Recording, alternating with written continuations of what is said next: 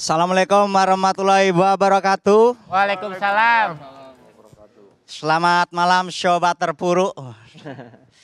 Sebelum saya stand up minta tolong supportnya bang ya, tolong ya. Nanti ketawanya yang lepas aja, los. Jangan ada yang ketawanya ditahan. Karena saya stand up menghibur manusia bukan hati ya. Kecuali Anda mukli serius satpam nggak masalah. Caur lupa.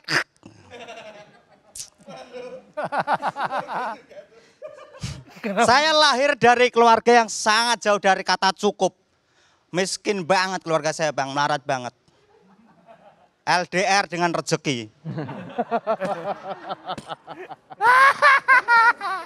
Tapi 2020 sampai sekarang, netizen audiens stand up itu pengen komik bahas materi yang dark. Dikit-dikit dark, apa-apa dark. Anda traktor apa gimana? Dark, dark, dark, dark.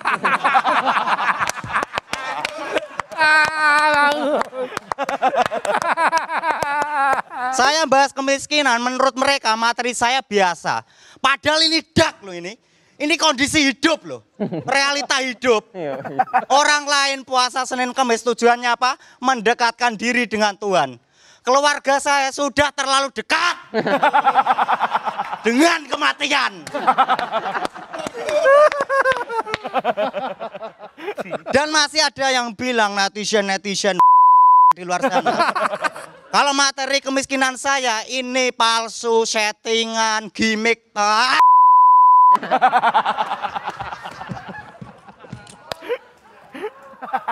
Kok bisa mikir seperti itu? Maksud saya kalau udah kaya nggak mungkin ikut kompetisi ini. Malah saya sponsorin kompetisi ini. Kok bisa mikir saya kaya dari mananya? Makan aja bingung sejak kecil saya. Karena bagi orang miskin, makanan itu tabu bang. Kenyang itu cita-cita. Passion hidup saya itu busung lapar bang.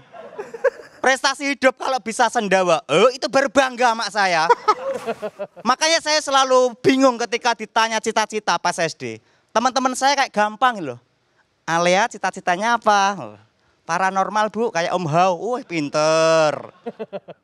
Dipo cita-citanya apa? Gubernur DKI bu, waduh hebat. Lah kalau Nopek cita-citanya apa? Buncit bu. Orang cita-cita jangan setinggi langit oleh.